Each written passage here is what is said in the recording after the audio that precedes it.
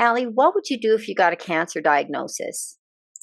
Oh my gosh, Shawna. I mean, can you imagine? I can't even imagine. I don't know what I would do or who I would turn to. And I'm so thankful that today we have Jenn Farr, who is a cancer trauma coach and the founder of Far From Fear Coaching, to tell us about her journey and how she handled it.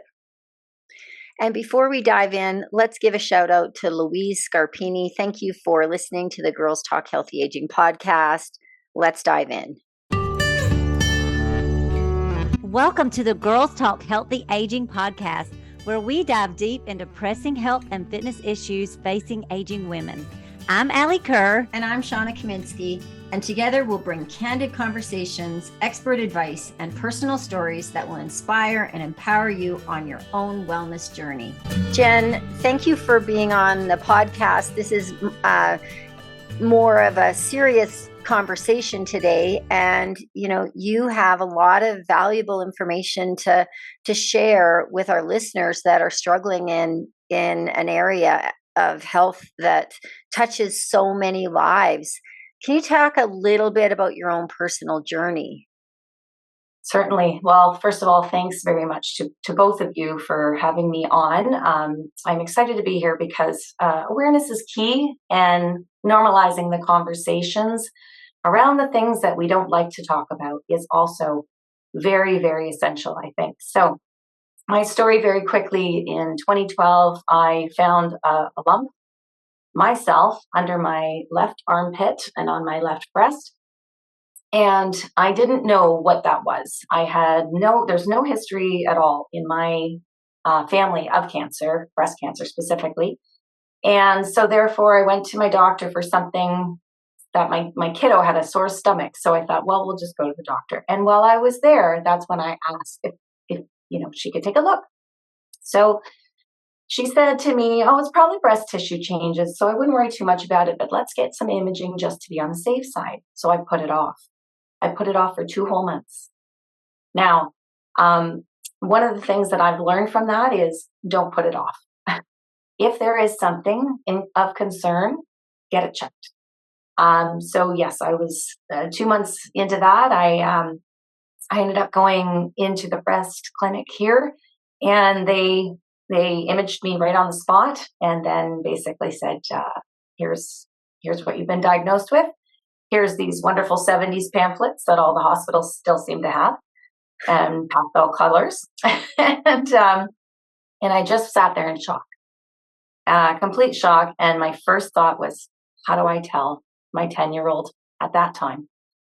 So, so that was the first journey. I went through double mastectomy surgery with reconstruction in February of the following year. So it was only about 3 months from the time of diagnosis.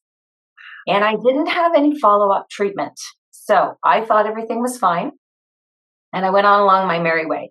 Now, in 2015, so we're talking about 2 years later, I went through what I would call a mental breakdown. I just didn't recognize who I was anymore. I didn't understand how to show up for myself anymore, or show up in life anymore. And I decided to take a leave of absence from work.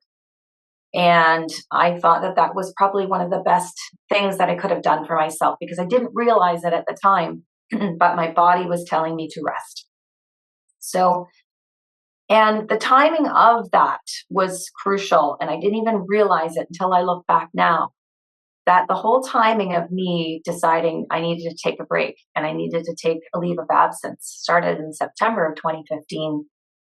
In January of 2016, I found another lump, this time much larger, in the same region, but under my armpit this time, because of course breasts were gone.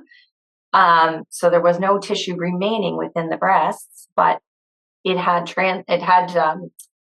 gone into my lymph nodes. So that's where urgent, let's get you into chemo right away. Chemo, and then, so there was 4 rounds of chemo, followed up with radiation, and then surgery to remove 21 lymph nodes. So yes, I would say big time survival mode, crisis mode. none of the other things that you realize can happen to your body at the time do you even fathom. I was quite young. So my first diagnosis, I was 36. And the second, of course, I was only about 39. So it was shocking, right? It was very, very difficult to go through that at a young age. And all of the other things with the body that had started to follow up afterwards or start to show up were definitely concerning to me. And I needed to figure out how to navigate that. So yeah, quite the journey. Wow. Not one that any of us want to navigate. So it's interesting how that has changed your career path. Like you are helping people in, and not something that you would have chosen to do, but because of your experience, you are an expert in this area. So tell us a little bit about what a cancer trauma coach does and why. Why do we need this? How did this come about? Right. Well, I'm going to tell you, when I first, in between my two journeys, and I thought, I'm going to start blogging about this. I'm going to start writing about this. And I did. And then I just went into like just downward spiral. The swamps of sadness. If anybody's seen Never Ending Story, I love the 80s, so I quote 80s movies a lot.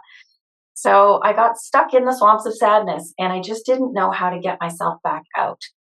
And I didn't fully realize the narratives that I was revealing to myself at the time, and that was the unpacking of the trauma. And one of the things that I remember, and I definitely did go through counseling, but all of the counselors that I went to, and because I definitely went to quite a few different counselors, none of them had the experience of going through cancer. It didn't even matter the cancer, but the experience of going through cancer itself and the survivor mode that you go into, the crisis mode, and the trauma that your body begins to hold on to. So it was really not until, quite a few years after that I decided this is how I want to show up for people. And I didn't really understand cancer. Cancer coaches weren't a thing years ago. It's really only just started to come into into our field, our network, and in the last maybe few years. And I've been searching for other cancer coaches globally, and I've only found a few. So I'm quite surprised by that, because I think personally, at this point, a cancer coach should be part of your medical team. So you have your oncologist, you have your surgeon, you have nurses and practitioners, and your family doctor. You should have a cancer coach right there, because that is the individual who has been there and can show up for you in a way that these other professionals aren't able to, because they're there. I equated it to, because I remember going through and my surgeon telling me how, mechanical things were. But I said, well, he was like the engineer. He's the engineer. He's going to have the blueprint of my body and know what's going on and know what needs to be removed. So from of course, a physical standpoint. Exactly. But not from neck up. Exactly. Right. So that approach, I think, is crucial. It should be a part of the team.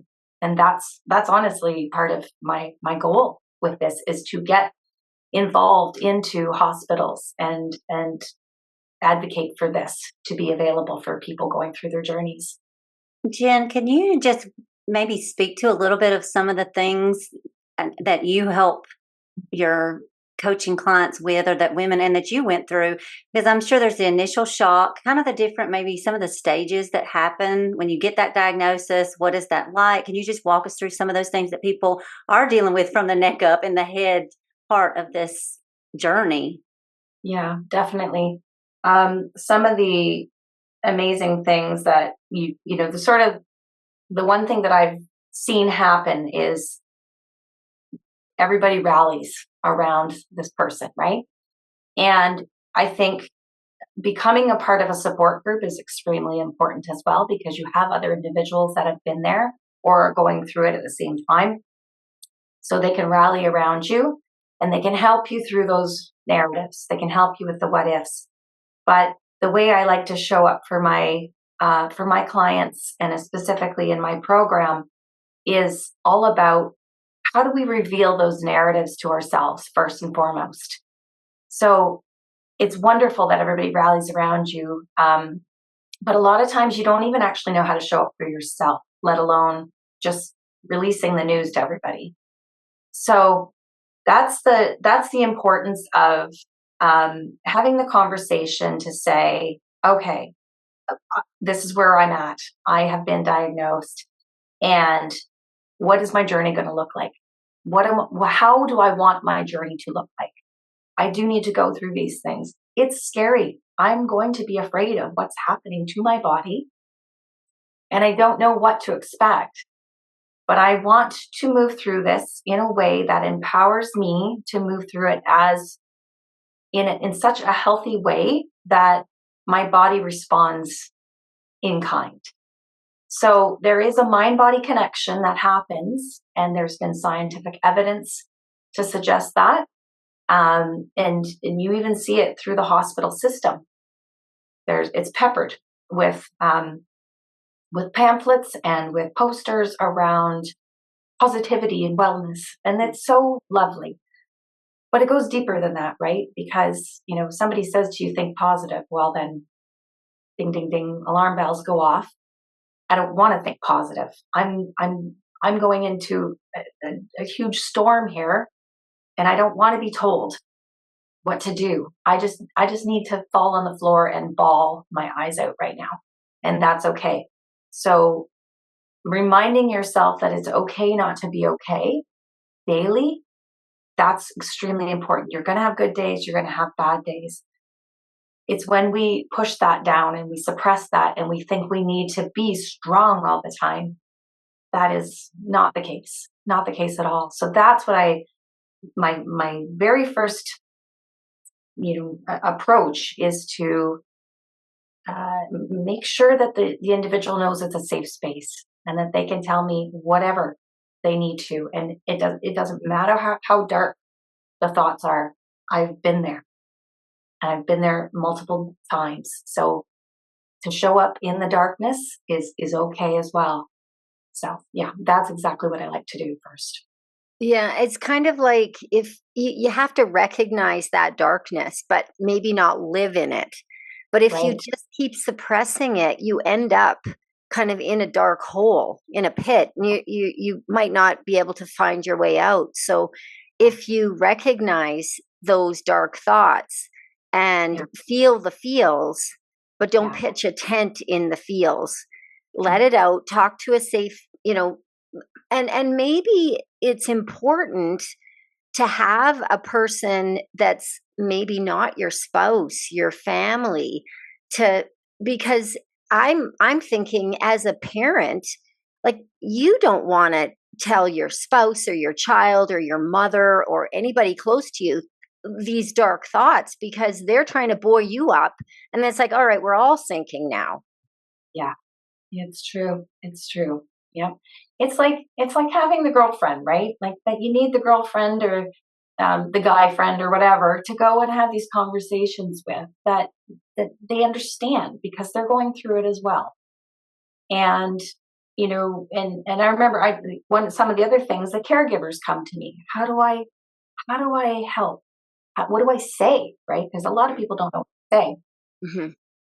And often it's let's not talk about this as being a battle. Let's not talk about this as like, you can do this, you can fight this, you got this, because we don't want to have this. We don't want to fight this. But what we could benefit from is things like, what do you need? How can I help you? And I'm here for you. It's pretty simple, but it's also very powerful. Yeah. And it also takes it removes the narrative from being cancer focused to being self focused. How can I help you? So that's where it's all about changing the narrative, right? And essentially putting it back on that individual to say, you can show up and you can tell me, you can let me know what it is that you're feeling, and I can meet you where you're at. So people that have been through cancer and have gone through those narratives are able to show up in that way, I think. So would And you say that it's better from your own perspective? Is it better to be living more presently and in terms of what can I do today rather than thinking too far down the line where there are so many unknowns? How would you advise anybody as the patient or as the caregiver to face the day? Yeah. So two points to that, because I've had other individuals come to me to say, but I need a plan. So that's okay. So how do you navigate that, right? So I think being present and allowing yourself to be in the present moment and calming your nervous system is very beneficial. But sometimes people need a plan, and they need to know that they've got a plan in place, and that helps calm them. So that's okay as well. So what can you do today to help yourself? Is that, well, I've got to make dinner tonight, so I'm going to plan the meal tonight. And sometimes just those little tiny, what we call mundane functions, but really those are the types of things that we do that can bring us into the present moment, right? And we don't even think about it. We don't even think about it as being something or a tool that can help us with our mindset, but it's very true.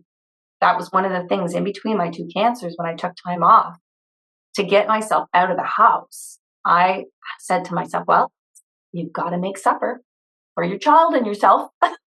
So how are you going to do that? Are you going to go for a walk in the woods first? Are you going to, get out into nature? That might help you. Okay, so have a plan.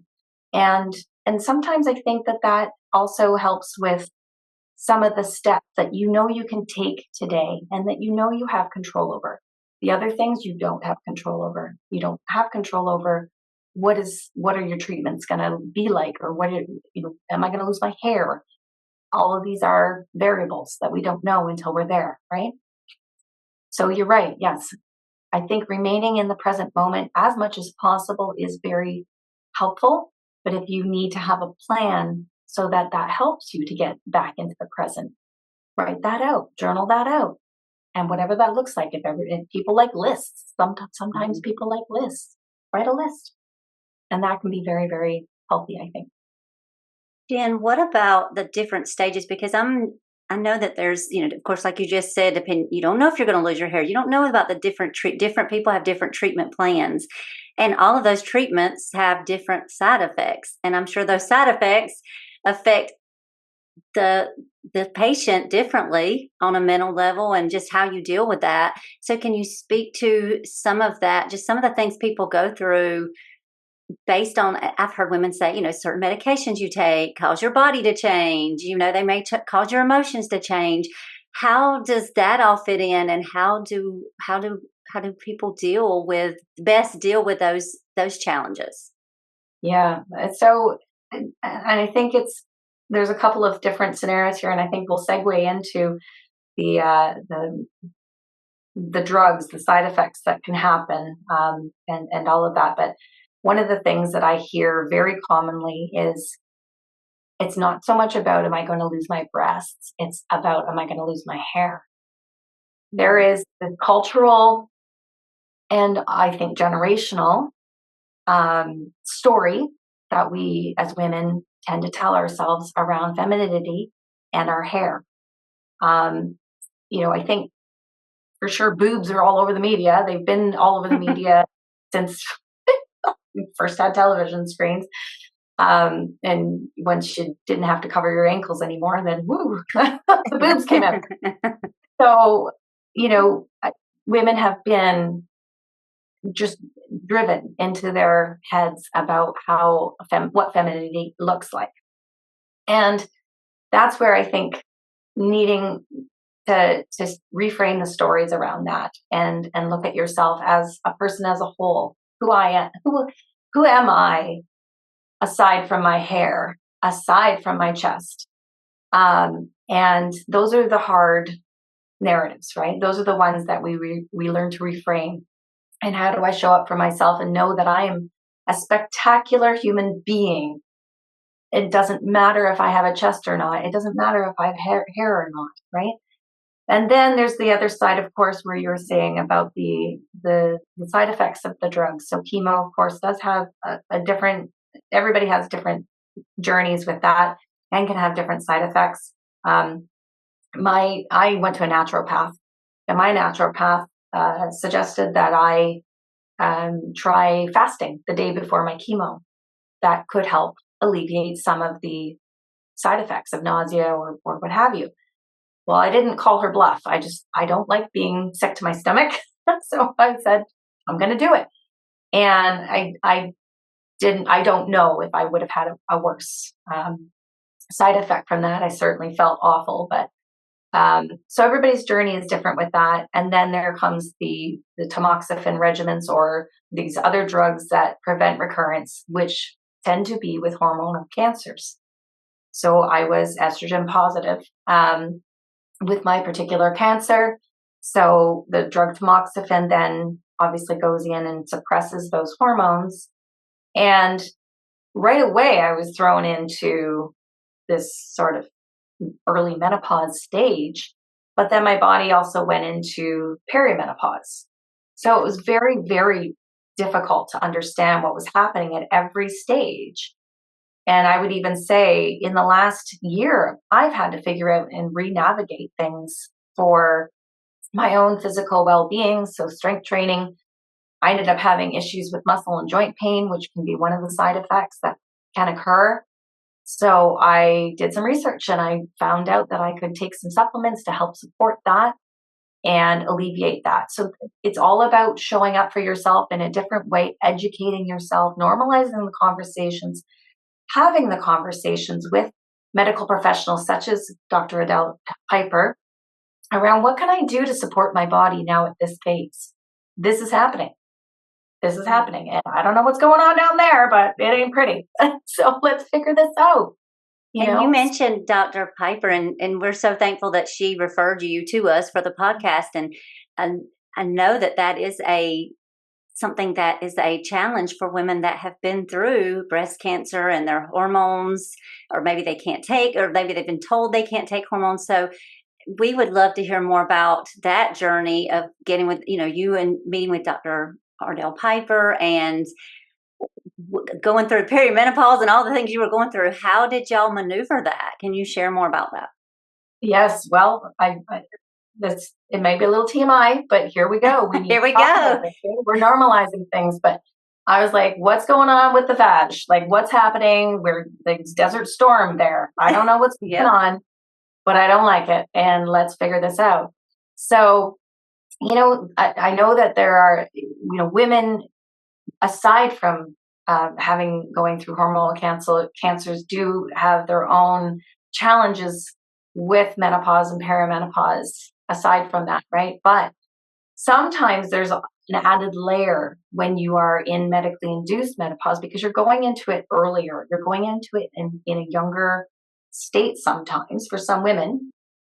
And the throes of hormones as it is, we're constantly trying to figure out what's going on and what's happening with our body. So education, I think, is key. So going to somebody, a specialist like Dr. Ardell Piper, to find out what it is that my body might be doing at this very moment and how can I support it?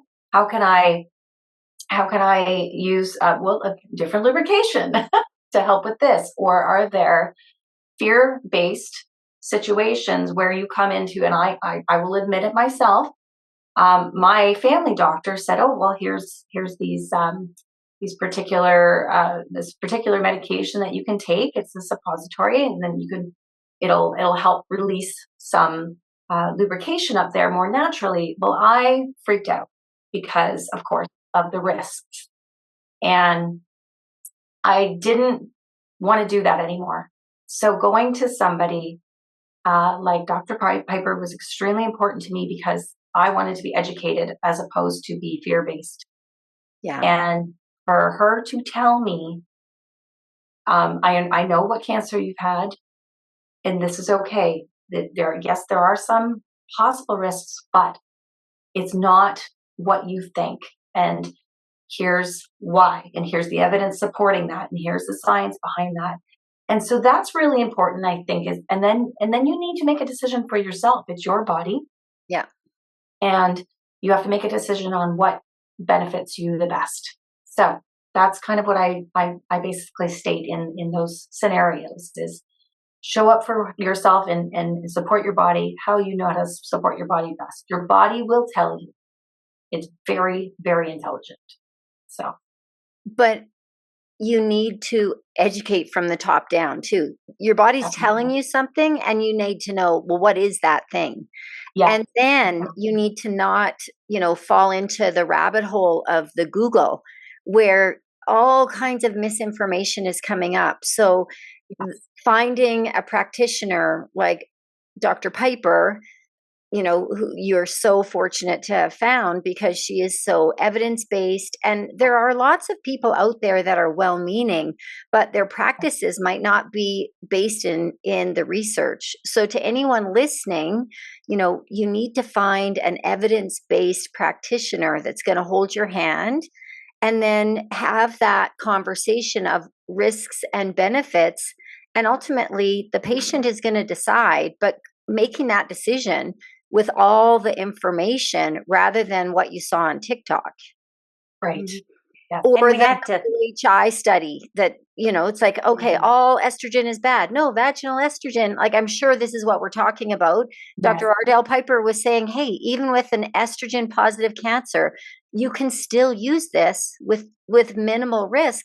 And, the risk of, potential cancers are going to be much less than the risks of other like urinary tract syndrome issues. So there's a risk with everything. There's a risk with using, there's a risk with not using. You just have to, the patient has to determine that, but you need to come to it with the right information. So I think what you're saying to our listeners is get informed, not from Dr. Google. Exactly. Yeah. And I want to say too, just to point this out because I'm in the US and I'm in Georgia, it's not always easy to find a Dr. Piper. So that I have to say that is a true struggle. And sometimes you may go to a practitioner and then you may have to go to another one. It may take some work, and that's unfortunate, but that's the reality of where we are. But the more that we can educate ourselves, and I definitely recommend people go back and listen to those episodes with Dr. Piper if you're looking for resources, because she gives us some resources so that we can go into the doctor to figure out, is this doctor the right fit? Because we can have some base questions and knowledge of, and the menopause societies. I remember she recommended that. So I know that that's a struggle. So I did want to point that out because I know it's truly a struggle for a lot of women. Yeah, and no matter where you are, it is a struggle to find the right practitioner. But agreed. And I think that's why it's good that things are coming on. We're sourcing things online from reputable sources as well. We are getting individuals like Dr. Piper to come on podcasts and come on YouTube and give us that information. And that is so amazing because then you can have the conversation with your family physician per se to say, could you please look into this for me? Yeah. So it's all about, again, yes, like you said, sourcing the right resources. But if we can make this information more available globally and online so that conversations with your own family physician can begin, then that is where at least some women can get started. Yeah. My guess is, Jen, you were probably afraid to take any hormone because I think a lot of women that have gone through cancer are just completely afraid of hormones. And can you speak to that? Is that where you were? Oh, heck yeah. It was last summer, I think it was. And I remember I'm talking to a girlfriend about it, and she's not been through cancer, so she understands the perimenopause and the menopause symptoms and pain during intercourse. And I remember going to a gynecologist specialist before even meeting with Dr. Piper, saying, "Oh my God, what's going on? Do I have?" Because I went to Dr. Google. Oh boy, and so that was definitely on me. But I thought I must have another cancer developing down there, because pain during intercourse is one of the symptoms. So I had to stop that. I had to stop that narrative in the moment to say, no, let's get educated. Let's empower myself, have the conversations, and get to where I need to go. So thankfully, my family physician, wonderful. We call her Mini Doc. She's this tiny little Indian lady. She's wonderful, but she is all about women's health, and especially through the menopause phase, and especially cancer, medically induced menopause. So she is my biggest cheerleader, and that is how I got to Dr. Piper. And so I was very, very grateful for that, because again, it's you can sit there in the fear, you can sit there in the story, or you can do something about it. So doing something about it gives you the ability to empower yourself, to educate yourself, and then you can make a better informed decision on how you want to move forward. You may still very well decide that you don't want to take those things or what have you. That's okay. But at least you have gone the route that you need to go to be educated formally, as opposed to, like you said, going down the Dr. Google rabbit hole. I think you need power, and having being educated gives you power. Then make your decision versus just living in that fear. So yeah, Definitely. Yep. Yeah. Definitely. I'm sure you feel very powerless when you get that cancer diagnosis. And so finding ways to regain your power, and that is controlling the things you can, which are your thoughts, which are, educating yourself, but from the right sources. We're all about, every guest and expert that we talk about, we try and focus on, where should you be looking? You should not be getting your education from TikTok or Instagram. Having said that, we just had Stuart Phillips on the podcast. I met Ardell Piper through, like so many people that I've met through social media. Yeah. So yeah. I think it's great people on I was those. going to say, I think, Shawna, you're coming at it from a professional, health practitioner. You're able to decipher when you're looking on TikTok or Instagram in a way, and you and I worked with in the fitness world and all the things that come and go and all the hype. And so I think that when you have to have an ability. Sometimes we don't know who is legit and who is not if we don't have experience and knowledge in that field. And so that's where we maybe need to be careful and really seek out those true professionals in your life that if you're not sure, because we go back to if it sounds too good to be true, it probably is. If people aren't telling you things that you probably don't want to hear sometimes, then they're probably, maybe not be the most legit people. But even when you find out things you don't want to know, like, of course, horrible thing like a cancer diagnosis, it was real and you had to deal with it. So, sometimes we have to hear hard things and we have to face those, and it can't all just be, rosy and rainbow. Everything's, fabulous, and we have the cure for everything. So I think that it's easier for us that work in the area of maybe fitness and health to pick out better. Okay, I can recognize a Stuart Phillips, Shawna. You can recognize him, and you can recognize an Ardell Piper, and you see that they're bringing receipts, they're bringing evidence based, and even some people that aren't always completely legit will bring studies and receipts, and so it can be so confusing. So again, sometimes that deck is stacked against us, and I think it's just we have to be honest about that. And I also think that's when we need to go with our gut.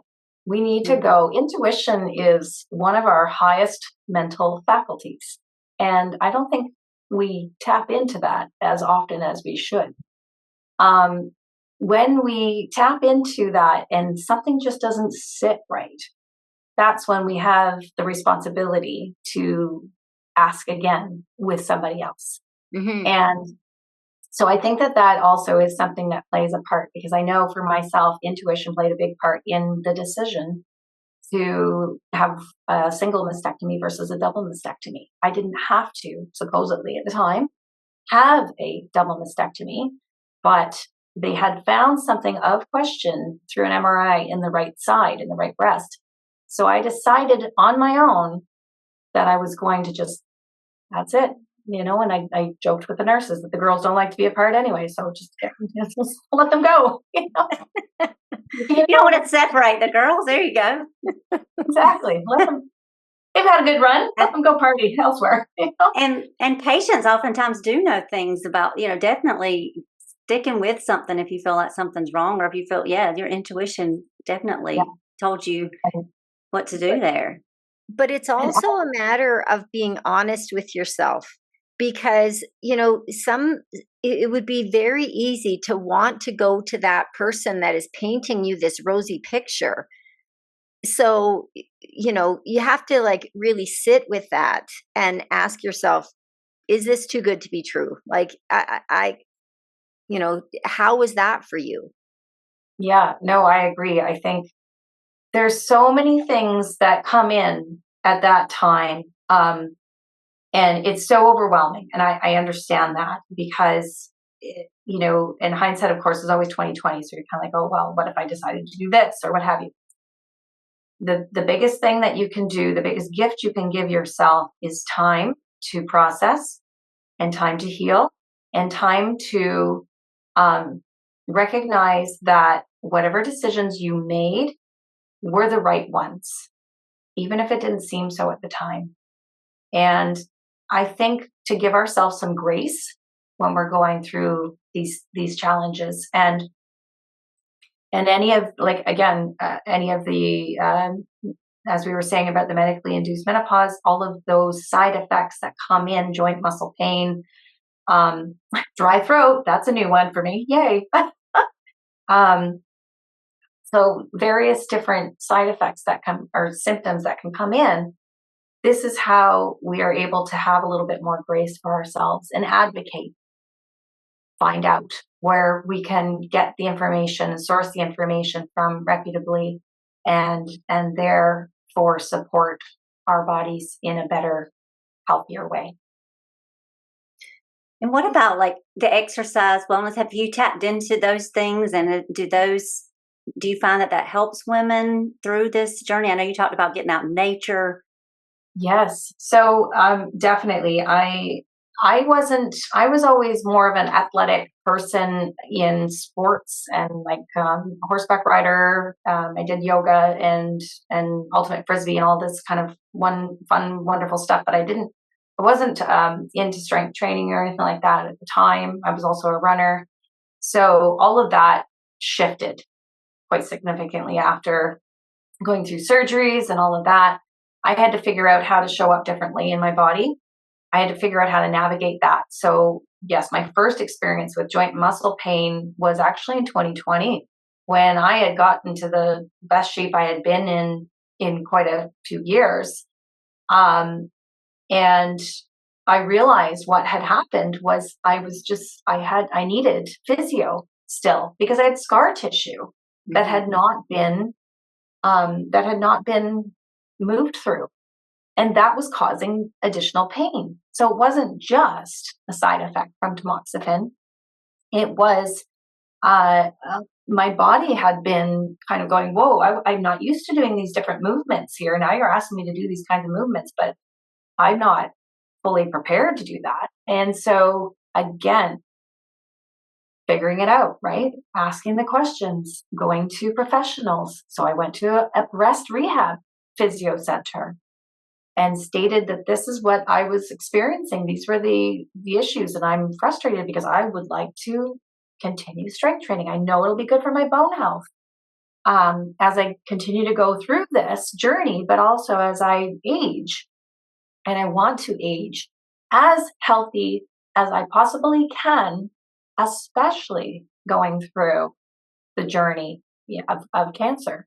And as I said, it's a journey, right? Because we're still kind of ongoing with that, especially when you have to take medication to suppress the hormonal cancers.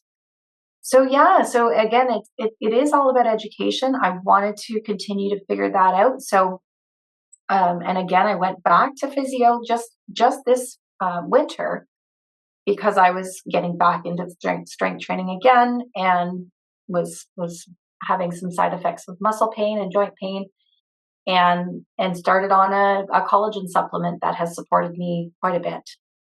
So that's again, and one of the other things I would speak to is because there's also this there's this new evidence or new articles that have been flying around that collagen can affect breast cancer patients and also create different cancers. And I thought, oh, okay, let's not go. There we go. Can we stop with the fear-based articles and the fear-based narratives? I understand that it's out there for education, but this was a woman had posted that in a support group for breast cancer patients, which is already riddled with fear. Stop doing that. We need to recognize that there's a time and a place for certain things like that, but everybody needs to make a decision for themselves. And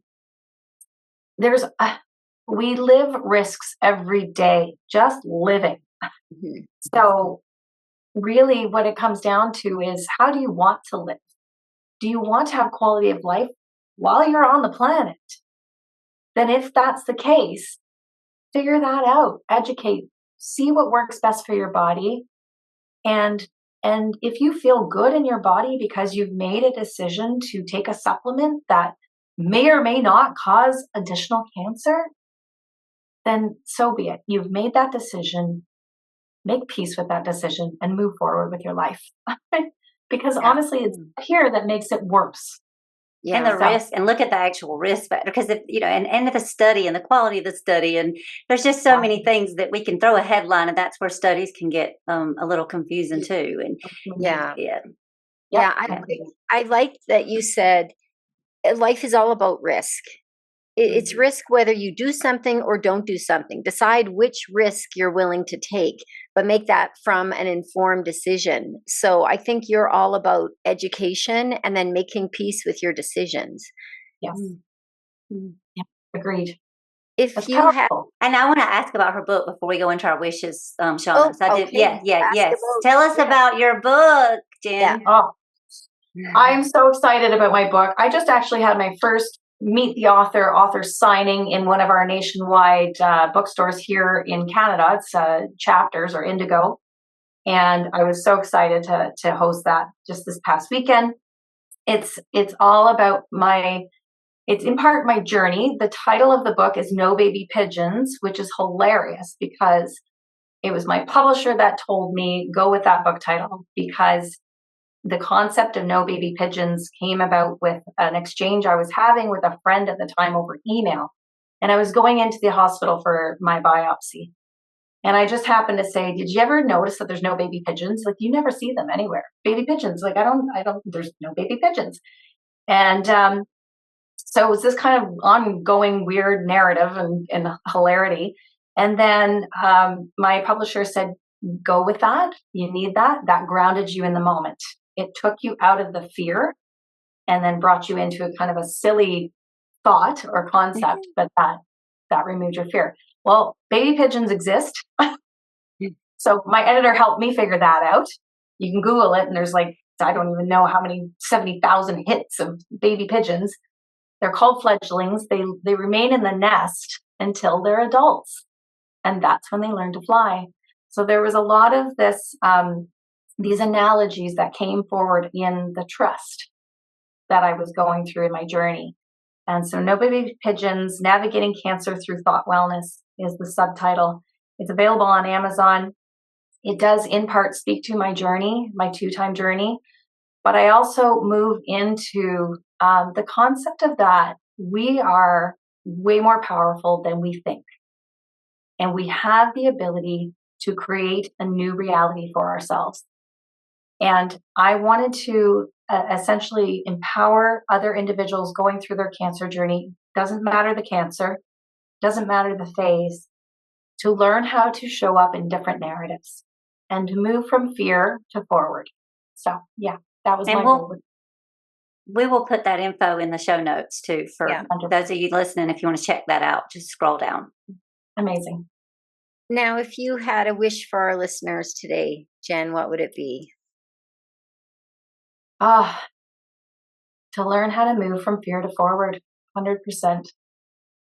We show up every day in various aspects of life. It doesn't even have to be cancer. There are different traumas that we go through. But how we show up for ourselves and we learn how to narrate differently and how we reframe our thoughts moving forward and not allow our external circumstances to overpower us. That, I think, is where it's life-changing. And no matter what you're going through, you have the ability to move through it in a very different light and a very different mindset, mastering that mindset. That's my goal, is and just to show up for others in any way possible, because that's my heart. Yeah, I think that this message today is geared obviously for those that are facing cancers, but it is a powerful message for any challenge that anybody's going through.